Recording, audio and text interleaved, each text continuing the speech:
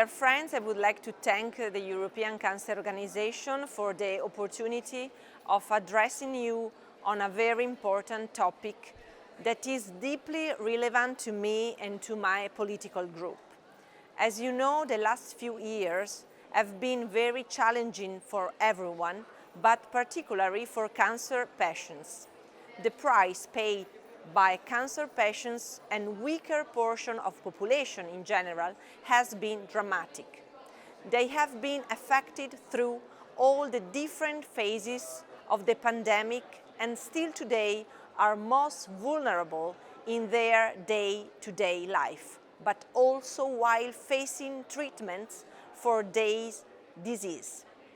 In the first phase, cancer patients have suffered heavily the effects of the virus when they contract it and then have been neglected appropriate treatments for far too long.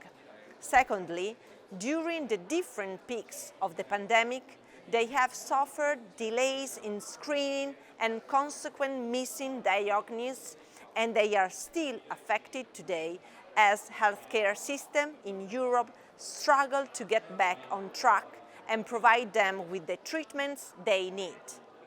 I believe that COVID-19 has just shown us what we already knew.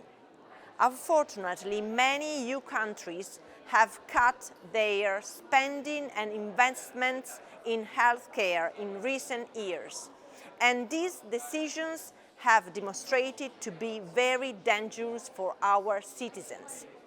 Through the pandemic, we learned how important it is to have a well-functioning public healthcare system accessible to all, able to provide high-quality assistance and care to all citizens.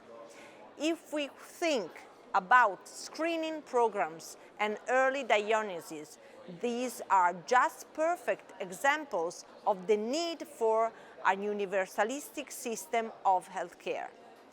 The only way for those preventive measures to be effective is to have them available to everyone and promoted at all levels when required by doctors.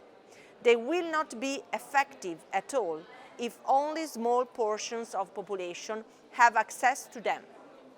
In this context, the upgraded version of the Time to Act Data Navigator is a positive news. The more information we gather around the impact of COVID on cancer patients, the more capable we will be to build up healthcare systems with the necessary tools and resources to treat those patients. But it will also help EU decision makers and member states to understand the unfair discrimination lived by many EU citizens in terms of healthcare. I am confident about the potential of this updated tool to make Europe a better, fairer and just place to live. Thank you for your efforts.